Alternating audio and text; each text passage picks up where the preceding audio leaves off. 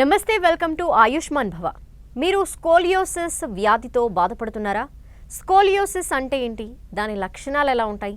స్కోలియోసిస్కు ఆధునిక చికిత్సా విధానాలపై మాట్లాడేందుకు మనతో పాటు 10 టీవీ స్టూడియోలో ఉన్నారు యశోద ఆసుపత్రి senior spine surgeon doctor Venkata Ramakrishna. వారిని అడిగి సలహాలు సూచనలు తెలుసుకుందాం. Hello doctor. హలో. స్కోలియోసిస్ వినటానికి కొంచెం కొత్తగా అనిపిస్తుంది. వాడుక భాషలో స్కోలియోసిస్ అంటే ఏంటి? స్కోలియోస్ అనేది ఇట్స్ అ గ్రీక్ వర్డ్ అండి. మన ఇండియన్ స్టాండర్డ్స్లో ఇంగ్లీష్ వర్డ్ కాదు. స్కోలియోస్ అంటే ఇట్స్ అ క్రుకెడ్నెస్, అంటే వంకరగా ఉండడం అని అర్థం. సో నార్మల్గా మన హ్యూమన్ బీయింగ్స్లో చూసుకున్నట్టయితే అందరూ స్ట్రైట్గా ఉంటారు అనమాట. సో యానిమల్స్ అంటే they will be walking on 4 limbs. 4 limbsలో ఎందుకు వాక్ చేస్తారు అనుకుంటే స్పైన్ చూసినట్టయితే కైఫోసిస్ అనే ఒక కర్వేచర్ ఉంటుంది. దానివల్ల అవి 4 కాళ్ళలో నడుస్తూ ఉంటాయి. So human beings are evolved animals. So మనకి ఆ కైఫోసిస్ అనే కాకుండా 2 అదర్ కర్వ్స్ ఉంటాయి అన్నమాట, మెడలో కానీ వీపులో కానీ. సో ఈ కాంబినేషన్ ఆఫ్ కర్వ్స్ వల్ల మనము స్ట్రైట్గా నించోగలుగుతాం. So this is a normal thing for a human being. ఎంత నార్మలో కర్వేచర్ సైడ్ వైజ్ బెండ్ కావడము అంతే అబ్నార్మాలిటీకి అని మనం అంటాం. So side wise bending scoliosis అంటాము. అండ్ అదేవిధంగా ముందడికి వంగిపోవడంని కైఫోసిస్ అంటాం. Most of the time scoliosis అనేది ముందడు వంగడంతో పాటు ఈ సైడ్ బెండింగ్ కూడా ఉంటుంది. సో దాన్ని కైఫోస్కోలియోసిస్ అని మనము టర్మినాలజీ యూజ్ చేస్తాం అనమాట. స్కోలియోసిస్ ఎందుకు వస్తుంది డాక్టర్? ఎందుకు వెన్నెముక అనేది బెండ్ అవ్వడం జరుగుతుంది అటు ఇటు కానీ? సో ఈ స్కోలియోసిస్ అనేది only it's not a 2-dimensional, 3-dimensional deformity అనమాట. ముందడికి వంగడంతో పాటు సైడ్ బెండ్ కావడం ఒక 2-dimensional. ఇదే కాకుండా మన స్పైన్ అని చిన్న వర్టిబ్రేస్ తోటి ఫామ్ అవుతుందన్నమాట కంప్లీట్ వెన్నెముక. సో ఈవెన్ ద వర్టిబ్రాస్ కూడా టిల్ట్ అయిపోయి ఉంటుంది. ఆ టిల్ట్ కావడం వల్ల ఒక సైడ్ వీపు కూడా బల్జ్ అనడం కావడం మనకి కనిపిస్తూ ఉంటుంది. సో కాజెస్ అనేది most common cause of scoliosis type is adolescent idiopathic scoliosis అనమాట. దాని కారణాలు సరిగ్గా తెలీదు. It's not known for most of them. ఎట్లా వచ్చింది అందుకే పేరులోనే ఇడియోపాథిక్ స్కోలియోసిస్ అంటాం. కొన్ని కంజెనిటల్ కాజెస్, కొన్ని మస్కులర్ డిస్ట్రోఫీ, న్యూరోమస్కులర్ కాజెస్, అవన్నీ because of neurological and muscle problems వల్ల వచ్చేవి. And congenital deformity, formation of vertebrae సరిగ్గా కాకపోవడం వల్ల వచ్చే స్కోలియోసిస్ కూడా that is one of the reasons for other type of scoliosis. మీరు డాక్టర్ అంటే ఇలా ముందుకు కానీ వెనక్కి కానీ పక్కకు కానీ ఇలా బెండ్ అయిపోవటం అనేవి ఏజ్ వైజ్గా కొందరిలో చూస్తాం. బాగా ఓల్డ్ అయిపోయిన వాళ్ళు బెండ్ అయిపోతూ ఉంటారు. ఎందుకు వాళ్ళలో మాత్రమే వస్తుందా, లేదంటే చిన్న ఏజ్లో కూడా వచ్చే ఛాన్సెస్ ఏమైనా ఉంటాయా? So basically types of scoliosis మనం చూసినట్టయితే మోస్ట్ కామన్ ఏమో అడోలసెంట్ ఇడియోపాథిక్ స్కోలియోసిస్ అనమాట. అది యూజువలీ 10 to 15 years మధ్యలో ఎక్కువగా చూస్తూ ఉంటాం అనమాట. సో అందుకే ఆ టర్మ్ కూడా adolescent idiopathic. Almost 10 to 18 years వరకు మనము చూడడం జరుగుతూ ఉంటుంది. వీటిలలో మనకు రీజన్ అనేది తెలియదు. ఇంకోటి కంజెనిటల్ స్కోలియోసిస్, అంటే పుట్టుకతోటే స్పైనల్ డిఫార్మిటీ వల్ల స్లోగా గ్రోత్ అవుతున్నా కానీ ఆ డిఫార్మ్ స్పైన్ ఇంకా ఎక్కువ కావడము చూస్తూ ఉంటాం. That is a congenital type of scoliosis. ఇంకోటి న్యూరోమస్కులర్ టైప్ ఆఫ్ స్కోలియోసిస్, అంటే నరాలు లేదా మజిల్స్ ప్రాబ్లమ్స్ ఉండడం వల్ల వచ్చేది. సెరిబ్రల్ పాల్సీ పేషెంట్స్లలో, పోలియోమైలైటిస్లలో, మస్కులర్ డిస్ట్రోఫీస్ అనే కొన్ని రీజన్స్ వల్ల వచ్చేవి న్యూరోమస్కులర్ స్కోలియోసిస్ అంటాం అనమాట. ఇంకా కొన్ని సిండ్రోమిక్ మార్ఫాన్ సిండ్రోమ్ అంటాము. ఆ సిండ్రోమ్స్లో చూసే కూడా we say it as a different syndromic type of reasons for happening this deformity. So age వైజ్గా చూసినట్టయితే మనకి బిలో 10 years లో వచ్చే డిఫార్మిటీని మనం ఎర్లీ ఆన్సెట్ స్కోలియోసిస్ అంటాం అనమాట. మనకి 10 to 18 years, 12 to 18 years మధ్యలో వచ్చే స్కోలియోసిస్ని అడోలసెంట్ ఇడియోపాథిక్ స్కోలియోసిస్. ఏవైతే ఎల్డర్లీలో వస్తాయో, అబౌవ్ 40-50 yearsలో వస్తాయో దాన్ని వేర్ అండ్ టేర్ వల్ల వచ్చే డీజనరేటివ్ కాజెస్ అనమాట. అది మోకాలు అరిగినట్టే స్పైన్లో డిఫరెంట్ జాయింట్స్ ఉంటాయి. ఆ జాయింట్స్ కూడా అరిగిపోయి మనకి మోకాలు వంకరపోవడం లాగానే స్పైన్ కూడా ఒక సైడ్ బెండ్ కావడం జరుగుతుందన్నమాట. That's a degenerative type. అది ఎల్డర్లీలో యూజువల్లీ చూస్తూ ఉంటాం. That's a degenerative type of scoliosis. పుట్టినప్పుడు స్ట్రైట్గా ఉండే వెన్నెముక పెరిగే కొద్దీ ఎందుకు ఆ విధంగా బెండ్ అవుతుందంటారు డాక్టర్? సో మనము గ్రోత్ అనేది చూసినట్టయితే మనకి అన్ని ఒక వర్టిబ్రాకి పైన కింద డిస్క్ అని ఉంటాయి అన్నమాట. ఒక వర్టిబ్రా గ్రోత్ అనేది స్ట్రైట్గా అవుతుంది. ఒక డిఫార్మ్డ్ వర్టిబ్రా ఉందనుకోండి, ఒక సైడే వర్టిబ్రా ఫామ్ అయ్యి హెమివర్టిబ్రా అంటారు. ఇంకో సైడ్ ఫామ్ కాలేదనుకోండి, ఒక సైడే గ్రోత్ అవుతూ ఈ డిఫార్మిటీ అనేది ప్రోగ్రెస్ అవుతుంది అనమాట. యూజువలీ కంజెటల్ దాంట్లో హెమివర్టిబ్రా ఉన్న రీజన్స్లో ఇది ఒక సైడే గ్రోత్ అవుతూ ఒక సైడ్ బెండ్ అవుతూ ఉంటాం అనమాట. అండ్ ఎక్కడంటే టెదరింగ్ అంటాం, ఏదన్నా స్పైనల్ కార్డ్ వెన్నెపూస అనేది వెన్నెముక లోపల ఉంటుంది. అండ్ వెన్నెపూస అనేది స్పైన్ తోటి ప్రొటెక్ట్ అయ్యి ఉంటుంది. ఆ వెన్నెపూస యూజువలీ బర్త్ టైంలో L2 అనే లెవెల్లో ఉంటుంది, పెరుగుతున్న కొద్దీ L1 వరకు రీచ్ అవుతుంది. ఒక్కొక్కసారి స్పైనల్ కార్డ్ అనేది కిందనే అటాచ్ అయిపోయి ఉంటుంది. సో ఆ గ్రోత్ అవుతున్నా కానీ అది ప్రొలాంగ్ కాదు. సో దానివల్ల patient tends to bend on one side అనమాట. సో అండ్ అడోలసెంట్లో యూజువలీ రీజన్స్ అనేది మనకి తెలియదు ఎందువల్ల అవుతున్నారు అనేది. న్యూరోమస్కులర్ కాజెస్లో because of neuromuscular deformity problems వల్ల వాళ్ళు యూజువలీ ఆ గ్రోత్ కర్వేచర్ అనేది స్లోగా వర్సనింగ్ అవుతూ ఉంటుంది. ఓకే. అండ్ ఆడవాళ్ళలో మాత్రమే ఈ రకమైన స్కోలియోసిస్ వస్తుంది, మగవాళ్ళలో ఈ రకమైన స్కోలియోసిస్ వస్తుందని ఏమైనా డిఫరెన్షియేట్ చేయడానికి? యూజువలీ అడోలసెంట్ ఇడియోపాథిక్ స్కోలియోసిస్ అనేది మనము ఫీమేల్ జెండర్లో ఎక్కువ ప్రిడామినెంట్గా చూస్తూ ఉంటాం అనమాట. అలానే మేల్లో కూడా we usually see such kind of scoliosis as well. But congenital predominance అనేది ఎక్కువ మేల్లో ఉండకుండా ఈక్వల్గా ఉంటుంది. Most of the time adolescent idiopathic స్కోలియోసిస్లో మనం ఫీమేల్లో ఎక్కువ చూడడం జరుగుతూ ఉంది. ఓకే. ఇప్పుడు ఒక పర్సన్ వాళ్ళలో ఏ చేంజెస్ అబ్జర్వ్ చేసుకొని డాక్టర్ని కన్సల్ట్ అవ్వాలి, అయిన తర్వాత ఇది స్కోలియోసిస్ అని ఏ విధంగా అర్థమవుతుంది doctor? So usually most of the parents వాళ్ళు వాళ్ళ చైల్డ్ని తీసుకొచ్చినప్పుడు వాళ్ళు అంటూ ఉంటారు, పుట్టినప్పుడు యూజువలీ అడోలసెంట్ ఇడియోపాథిక్ స్కోలియోసిస్ చూసినట్టయితే కానీ, సో వేరే రకాలుగా కంజెంటల్గా చూసినట్టయితే కూడా కానీ ఇనీషియలీ బాగానే ఉన్నారు. ఓవర్ పీరియడ్ ఆఫ్ టైమ్ వాళ్ళ స్పైన్ అంతా వంకర పోయినట్టు అనిపిస్తుందని వాళ్ళ పేరెంట్స్ కానీ, వాళ్ళ స్కూల్లో టీచర్స్ కానీ, వాళ్ళ ఫ్రెండ్స్ కానీ చెప్పడం జరుగుతుందన్నమాట. వాళ్ళు అబ్జర్వ్ చేసి ఓవర్ పీరియడ్ ఆఫ్ టైం ఇంకా వర్సనింగ్ అవుతున్న స్టేజ్లో they will come and see the doctor. So most of the time parents చూసే వాళ్ళు అబ్జర్వ్ చేసి తీసుకురావడం జరుగుతుంది చైల్డ్. సో అప్పుడు మనం డయాగ్నోస్ చేసి రీజన్స్ ఏంటో తెలుసుకొని వాళ్ళకి స్కోలియోసిస్ అనే ప్రాబ్లం ఉందని చెప్పడం జరుగుతుంది. ఓకే. మేజర్గా ఎటువంటి సిమ్టమ్స్ అర్థం చేసుకోవాలంటారు? లైక్ అంటే వెన్నెముక సమస్యల్లో అనేక రకాలు ఉన్నాయి, మళ్ళీ పెయిన్ రావటం కావచ్చు, లేదంటే క్రాక్స్ ఉండడం, ఇటువంటివి కూడా ఉంటాయి. కాబట్టి దేన్ని అర్థం చేసుకోవాలి సిమ్టమ్గా? సో మోస్ట్ కామన్గా డిఫార్మ్గా ఉండడం వల్ల బ్యాలెన్స్ అనేది తగ్గిపోవడం, సరిగ్గా ఉండకపోవడం వల్ల ఒక సైడ్ మజిల్లో ఎక్కువ స్ట్రెయిన్ పడుతూ ఉంది. So most of the time వాళ్ళు పెయిన్కి it's the most common complaint for the children. ఎక్కువ పెయిన్ అవుతుంది, బ్యాక్ పెయిన్, ఎక్కువసేపు కూర్చోలేకపోతున్నాము, ఎన్ని అగ్రెసివ్ యాక్టివిటీస్ చేయలేకపోతున్నాము. సివియర్ ఫార్మ్ ఆఫ్ స్కోలియోసిస్ ఉందనుకోండి, ఒక్క సైడ్ బెండ్ అయిన సిచ్యువేషన్స్లో ఒక్కొక్కసారి లంగ్స్ కూడా, విసరల్ ఆర్గన్స్ కూడా కంప్రెస్ కావడం జరుగుతుంది. అటువంటి స్టేట్లో వాళ్ళు కొంచెమైన అగ్రెసివ్ యాక్టివిటీస్ కూడా చేయడం వాళ్ళకి చాలా ఇబ్బందిగా ఉంటుందన్నమాట. సో అది చూసుకొని మనం ఏ స్టేజ్లో ఉంది అని గ్రహించడం వెరీ ఇంపార్టెంట్. సో దానికోసం మన ఇన్వెస్టిగేషన్స్ చేయడము, అసలు ఎంత బెండ్ ఉంది అని కనుక్కోవడము, మనము చూసి దాని ప్రకారంగా ట్రీట్మెంట్ మోడాలిటీస్ కూడా ఉంటాయి. ఓకే. వన్స్ ఒక పేషెంట్ వచ్చిన తర్వాత వారికి ఏ విధమైన టెస్ట్లు జరుగుతాయి, ఏ విధంగా డయాగ్నోస్ చేస్తుంటారు? సో ఒకసారి పేషెంట్ రాగానే మనము సివియారిటీని మెజర్ చేయడానికి ప్లెయిన్ ఎక్స్రే ఒకటి చూస్తాం అనమాట. స్టాండింగ్ ప్లెయిన్ ఎక్స్రే చూసి దాంట్లో వి మెజర్ అనమాట. ఒక మోస్ట్ హైయెస్ట్ వర్టిబ్రాకి, కింద వర్టిబ్రాకి మనం ఒక లైన్ డ్రా చేసి కాప్స్ యాంగిల్ అంటాం, ఆ యాంగిల్ చూస్తాం అనమాట. యూజువలీ 0 to 25 degrees అన్న యాంగిల్లో మనము అబ్జర్వేషనే చేస్తాం. సో ఎవ్రీ 6 months పేషెంట్ని చూడడం జరుగుతూ ఉంది. సో ఆ పేషెంట్కి మనం స్పైనల్ స్ట్రెంథనింగ్ ఎక్సర్సైజ్ అనేది సజెస్ట్ చేస్తాం, so that it will not worsen. Every 6 months worsen కాకపోతే we just keep on observing for over of period of 2 years. దాని తర్వాత ఎవ్రీ ఇయర్ చూడడం జరుగుతుంది.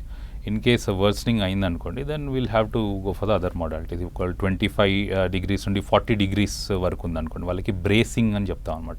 ఒక షీల్డ్ లాగా, మనం కవచం లాగా వేసుకున్నట్టే ఉంటుంది. అది దానివల్ల ఏంటంటే ఇంకా ఫర్దర్ ప్రోగ్రెషన్ అని ఆపగలుగుతుంది. కానీ ఈ బ్రేస్ ఏదైతే ఉందో దాన్ని స్కోలియోసిస్ని కరెక్ట్ చేయదు, కాకపోతే వర్సనింగ్ కాకుండా ఆపగలుగుతుంది అనమాట till the time of skeletal maturity. కానీ 40 degrees కన్నా ఎక్కువ ఉన్న కర్వ్స్లో యూజువలీ ఈ బ్రేసెస్ కూడా ప్రివెంట్ చేయడము కష్టం. సో అటువంటి డిఫార్మ్డ్ స్పైన్లో మనకి సర్జరీనే అవసరం పడుతుందన్నమాట. So that it will not progress and it will not compress the visceral organs, like లంగ్స్లో ఎక్కువ కంప్రెస్ కావడం వల్ల ఊపిరి తీసుకోవడం కష్టం కావడము అని లేట్ స్టేజెస్లో జరుగుతుందన్నమాట. వాటిలలో సింగిల్ బ్రెత్ కౌంట్ అంటాం. ఒక బ్రీత్ తీసుకొని నంబర్ ఆఫ్ కౌంట్స్ చేయడం అనేది సిగ్నిఫికెంట్గా తగ్గిపోతుంది. అది మనం మెడికల్ ఎగ్జామినేషన్లో ఒక పేషెంట్ దగ్గర చూస్తాం అనమాట. ఒకవేళ సిగ్నిఫికెంట్గా సింగిల్ బ్రెత్ కౌంట్ తగ్గినప్పుడు వాళ్ళకి surgical option is a best modality అన్నట్టు సజెస్ట్ చేయడం జరుగుతుంది. ఇనీషియల్ డేస్లోనే దీన్ని ప్రివెంట్ చేయొచ్చు అంటారా? ఆ ఛాన్స్ ఉందా?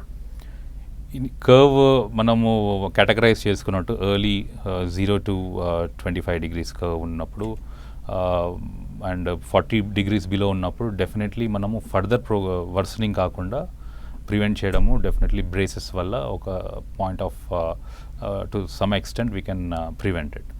But even after giving braces every regular ఇంటర్వల్స్లో మనం ఎక్స్రే చూసుకొని మనం వర్సనింగ్ అవుతుందా, అదే స్టాండర్డ్లో ఉందా అన్నది చూడడం కూడా జరుగుతుంది అనమాట. Depending on his further progression or worsening అయితే then we'll have to look for the other modalities. Worsening కాకుండా అదే స్టేజ్లో మెయింటైన్ అవుతుంటే we can go ahead with the non surgical management only. Okay, treatment విధానాలు ఏ విధంగా ఉంటాయి? ఆ సర్జరీనా లేదంటే నాన్ సర్జికల్గానా, ఏ విధంగా?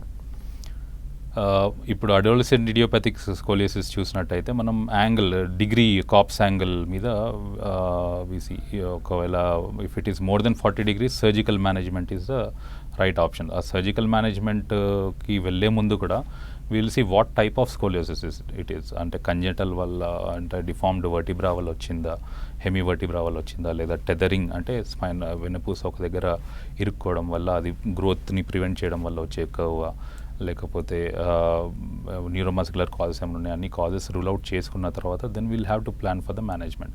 కొన్ని ఇన్స్టాన్సెస్లో కంజెంటల్ స్కోలియోసిస్ హెమీ వర్టిబ్రా వల్ల వచ్చేవి ఒక సైడ్ గ్రోత్ ఉండి ఒక సైడ్ బార్స్ అని ఉంటాయి అనమాట. ఒక సైడ్ టోటలీ ప్రివెంట్ అయిపోయి ఒక సైడ్ గ్రోత్ ప్రోగ్రెషన్ ఉన్న కర్వ్స్ని మనం యాంటిసిపేట్ చేయగలుగుతాం ఇది డెఫినెట్లీ వర్స్ అవుతుందని.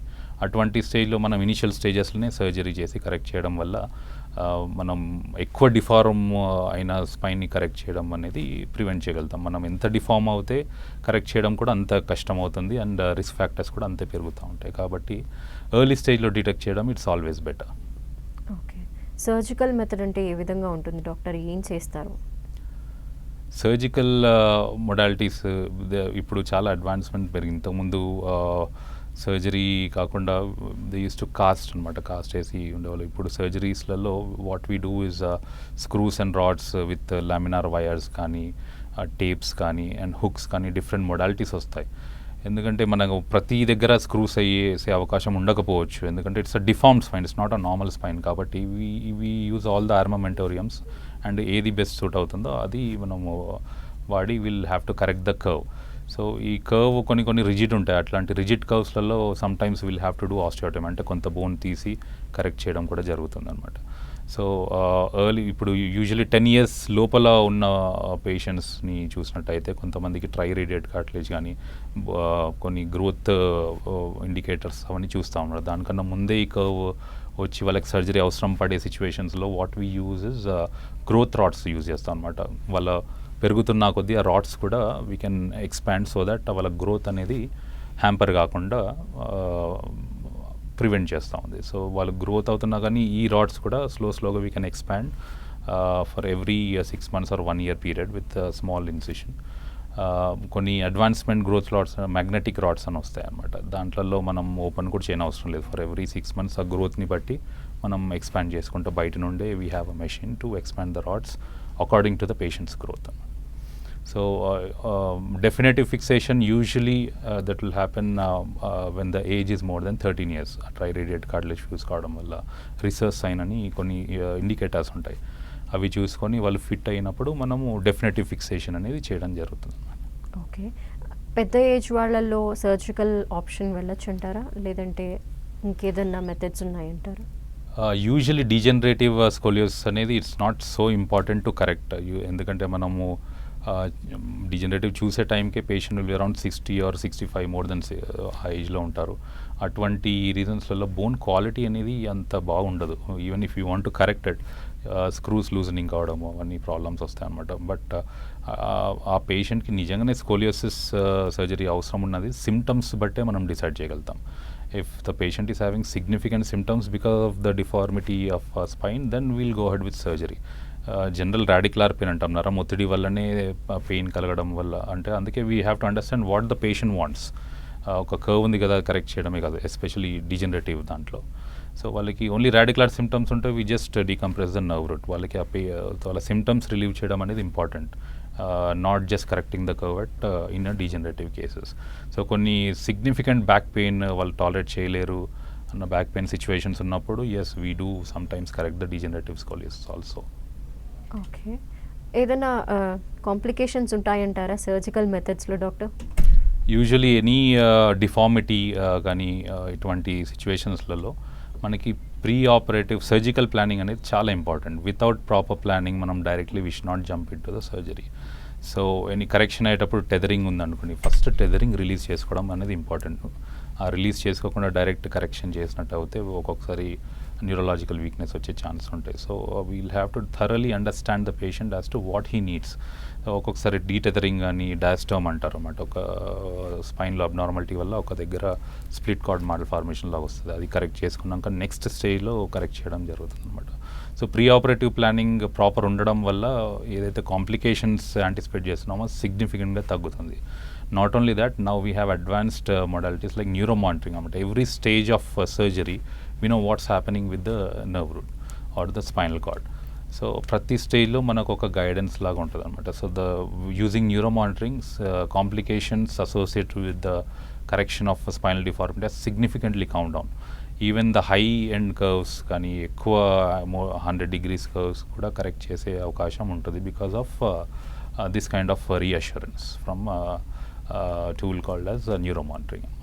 అండ్ డాక్టర్, వెన్నెముకకి జరిగే సర్జరీకి సంబంధించిన చాలా అపోహలు ఉన్నాయి. బెడ్ రెస్ట్ ఎక్కువ అవసరం ఉంటుందేమో, లేదంటే బెడ్ నుండి అసలు లేకుండా అయిపోయే పొజిషన్ వస్తుందేమో అని. అలాంటి ఛాన్సెస్ ఏమన్నా ఉంటాయంటారా, లేదంటే యథావిధిగా వారి పనులు వాళ్ళు చేసుకునే అవకాశం ఉంటుందంటారా ఆఫ్టర్ ట్రీట్మెంట్? స్కోలియోసిస్ అనేది definitely it's a major surgery. So proper planning చేసుకొని with all the safety standard surgery చేస్తుంటే definitely outcomes are much better. So ఒక సర్జరీ తర్వాత యూజువలీ మొబిలైజేషన్ అనేది నెక్స్ట్ డే నుండి జరుగుతుంది, depending on the patient pain severity. కొంతమందికి pain ఉన్న వాళ్ళకి will just postpone the mobilization. కాకపోతే న్యూ మోడాలిటీ ఆఫ్ ట్రీట్మెంట్లో ఎట్లా ఉంటుందంటే the mobilization in the early stage it self is the best way of preventing all the complications due to recumbency. So complications, surgical complications అనేది డ్రాస్టిక్గా తగ్గిపోయింది because of advancements. Neuro మానిటరింగే కాకుండా మనం screws వేసేటప్పుడు కూడా వీ హ్యావ్ నావిగేషన్ ఉంటాయి. ఎక్కడ స్క్రూ వేస్తున్నాము, ఎంత డెప్త్లో స్క్రూ వెళ్తూ ఉంది, ఎంత విడ్త్ ఆఫ్ పెడికల్ ఉన్నాయి, అన్ని 3 dimensionలో గ్రహించడం జరుగుతుంది అనమాట. సో ఎర్రర్ ఛాన్స్ అనేది it has significantly come down. So complications due to surgery it has drastically come down. And post operative pain management కూడా we have a pain management team which will ఇంత పెద్ద surgery అయినా కానీ patients are in a position to walk in the next day itself because of significant pain relief due to the pain management team ఉండడం వల్ల ఇవన్నీ సాధ్యం అవుతుంది. Okay, మీ దగ్గరకు వచ్చే పేషెంట్స్ కామన్గా అడిగే డౌట్స్ ఏంటి? వాళ్ళకి ఎటువంటి డౌట్స్ ఉన్నాయి? మీరన్నట్టే ఇప్పుడు స్పైన్ అనగానే చాలా అపోహలు ఉంటాయి. ఒకసారి స్పైన్ సర్జరీ చేసుకుంటే ఇంకా లైఫ్ లాంగ్ బెడ్లోనే ఉంటాము అన్న అపోహతోటి చాలామంది స్పైన్ సర్జరీస్ చేసుకోకపోవడం జరుగుతుంది. ఆ చేసుకోకపోవడం వల్ల యూజువలీ మైల్డ్ సిమ్టమ్స్ కానీ ఏదైతే నెగ్లెక్ట్ చేయడం వల్ల ప్రాబ్లమ్స్ రాని సిమ్టమ్స్ అనేది they can easily get away. కానీ దేనివల్ల అయితే వెయిట్ చేసి ఈ స్పైన్ సర్జరీ వల్ల భయంతో నెగ్లెక్ట్ చేయడం జరుగుతుందో దానివల్ల వచ్చే కాంప్లికేషన్స్ ఇంకా ఎక్కువ ఉంటాయి. So it's always risk to benefit ratio అనేది మనం క్యాలిక్యులేట్ చేసి ఒక మూవ్ తీసుకోవాల్సి వస్తుంది అనమాట. ఏదైతే మనం నెగ్లెక్ట్ చేయడం వల్ల ఎక్కువ ప్రాబ్లం వస్తుందో it's better you get operated and get the problem resolved at the earliest. That is a wise decision to take. And ఈ అడ్వాన్స్మెంట్ అనేది ఈ అవగాహన పొందడం కూడా ఇంకా పబ్లిక్లో అంత రాలేదు. But over a period of time I'm sure even they will get to know that. Okay, latest technologies విషయంలో ఈ మధ్య కాలంలో ఎక్కువగా వింటున్నాము డే కేర్ సర్జరీస్ అని. ఈ డే కేర్ సర్జరీస్ అనేవి ఇందులో కూడా అప్లై అవుతాయంటారా, లేదంటే ఇది not a day care surgery అంటారా? This is a major surgery అండి. అంటే స్కోలియోసిస్ అనేది it's definitely not a day care surgery. There are many things associated with it. So pre-operative planning will take almost 1 to 2 days. We'll sit with the radiologist, discuss each and every level of pedicle. మన ఇక్కడ screw వేయవచ్చు, ఎక్కడ hook పెట్టవచ్చు, లేదా ఒకళ్ళు tethering ఉంటే we have to have a multimodality team approach. We involve a neuro surgeon also to detether the cord. So దాని తర్వాత ఒక స్పైన్ సర్జన్ కరెక్షన్ చేయడం జరుగుతుంది. So it's a multi modality team approach. Now that we include the pain physicians also. And దాని తర్వాత కూడా ఒక brace అనేది ఒక 6 months వరకు till the bone fusion takes place brace చేయడం జరుగుతుంది అనమాట. It's a long term process, but definitely it's a smooth way which we can deal with. Day care definitely ఇది కాదు. డే కేర్ ప్రొసీజర్స్ అని మనం డిస్క్ ప్రాబ్లమ్స్లలో చూస్తుంటాం అనమాట. ఇంతకుముందులాగా పెద్ద స్కార్, పెద్ద ఇన్సిషన్ పెట్టి చేసే సర్జరీస్ అన్ని we do it with a small keyhole surgeries అంటాం. అది చేసిన వెంటనే patient will be walking the same day evening and maximum next day evening వరకు వాళ్ళు డిశ్చార్జ్ అవ్వడం జరుగుతుంది. These are kind of day care procedures అని. కొన్ని ఎండోస్కోపిక్ ప్రొసీజర్స్లో వితౌట్ అనస్థీషియా కూడా చేయడం జరుగుతుంది. So it has evolved over a period of time from the massive scar to the micro, అంటే చిన్న ఇంకా అవుతూ ఉంది because of the technological improvement and technical advancements వల్ల కూడా మనము ఇది సాధ్యమవుతుంది. But this will not apply for all the surgeries. And scoliosis is one surgery which needs a thorough team approach, which needs a multimodality team approach to do such massive surgeries. So having said, even those surgeries have become very simple because of the technical and technological advancements. I'm sure even next decade ఇంకా advancements వచ్చి ఇంకా simple అయ్యే chances కూడా definitely ఉండొచ్చు. Okay, after surgery ఏమేమి చేయొచ్చు, ఏమేమి చేయకూడదు doctor? Depending on the patients అండి. యూజువలీ ఆఫ్టర్ సర్జరీ మొబిలైజేషన్ అనేది యాజ్ సూన్ యాజ్ పాసిబుల్ మనము చేస్తాం అన్నమాట. వాకింగ్ కానీ అట్లాంటి physiotherapy is major part of surgical management of all spinal deformities. So వాళ్ళకి ఒక కర్వ్ నుండి కరెక్ట్ కాగానే not only the curve but even వాళ్ళ హైట్ కూడా మారిపోతుంది. So it's not only the deformity correct చేయడం వల్ల వెన్ దే ఆర్ బెంట్ వాళ్ళ హైట్ తగ్గిపోతుంది. ఒకటే సడన్గా all of sudden they'll be tall and their posture is total different. So for few years they are used to sudden posture. All of a sudden uh posture change అయిన తర్వాత కూడా వాళ్ళు దానికి accustom కావడానికి కొంత టైం పడుతుంది. దానికి physiotherapy అనేది ఇట్స్ వెరీ ఇంపార్టెంట్. సో అటువంటి ఎక్సర్సైజెస్ రెగ్యులర్గా చేయడం వల్ల కానీ, ఆ గేట్ ట్రైనింగ్ తీసుకోవడం వల్ల కానీ, కొత్త దానికి అడ్జస్ట్ కావడానికి కొంచెం టైం పడుతుంది. So for all those things they'll need guidance throughout to certain extent. At least for 6 months they'll need some guidance so for them to get back to the normal routine. But otherwise, day-to-day activities they can perform by themselves. And aggressive sports, contact sports అనేది 1 year వరకు will avoid. So 1 year తర్వాత even we can suggest them to go ahead with the sports activities because fusion అనేది ఎప్పుడైతే set అవుతుందో దాని తర్వాత we can be reassure them and we can send them for the sports activity. But before that, day-to-day activities అని నార్మల్గా వాళ్ళు చేసుకోగలుగుతారు. Okay doctor, ఈ స్కోలియోసిస్కి సంబంధించిన సిమ్టమ్స్ ఏమన్నా అబ్జర్వ్ చేసిన వెంటనే వాళ్ళు ఏం చేయాలంటారు? డైరెక్ట్గా డాక్టర్ని అప్రోచ్ అవ్వాల్సిందే అంటారా, లేదంటే ఏదన్నా ట్రీట్మెంట్ ఉంటుందా హోమ్లో ఇంటి దగ్గర నుండి చేయగలిగినవి? స్కోలియోసిస్ అనేది ఇంటి దగ్గర చేసేది ఇట్స్ డిఫికల్ట్. సో వాళ్ళకి అర్థం కావడానికి it will take some once they consult doctor అనేది then get to know it scoliosis అనేది ఒక టర్మినాలజీ కూడా ఉందనేది చాలామందికి తెలియడం కూడా కష్టం. సో ఎర్లీ స్టేజ్లో వాళ్ళ స్పైనల్ డిఫార్మిటీని కనుక్కొని ఇనీషియల్ స్టేజెస్లోనే వస్తే సర్జరీ వరకు వెళ్ళకుండానే బ్రేసెస్ తోటి ప్రివెంట్ చేసే అవకాశం కూడా డెఫినెట్లీ ఉంటుంది. And most of the western కంట్రీస్లో what they do is school screening program అని పెడుతున్నారు. సో ఆ స్కూల్ స్క్రీనింగ్ ప్రోగ్రామ్ అంటే ప్రతి child will be screened of their spine. ఆ స్పైన్ కరెక్ట్ ఉందా, బికాజ్ ఇవన్నీ యంగ్ ఏజ్లో వస్తుంటాయి కాబట్టి ఆ స్క్రీనింగ్ ప్రోగ్రామ్ వల్ల most of the time early స్టేజ్లో డిటెక్ట్ చేయడం అనేది చాలా జరుగుతుంది. And we can prevent. చాలా నెగ్లెక్ట్ అయిన తర్వాత వచ్చిన curves are difficult to correct. Even for the child it is difficult it's a social embarrassment. వాళ్ళకు కూడా ఒక డిఫార్మ్డ్ స్పైన్ తోటి నలుగురు పిల్లల మధ్యలో తిరగాలన్నారు, వాళ్ళకు కూడా కొంచెం సోషల్ ఎంబారస్మెంట్ ఉంటుంది. So all these things prevent చేయడం అనేది it will be easy when we do a school screening programme which is very important, which I believe in. Well, thank you sir. Scoliosis గురించి అలాగే చికిత్సా విధానాల గురించి కూడా చాలా క్లియర్గా ఎక్స్ప్లెయిన్ చేశారు. Thank you so much. ఇది వాళ్ళ ఆయుష్మాన్ భవ. చూస్తూనే ఉండండి 10 TV, జనం కోసం నిజం కోసం.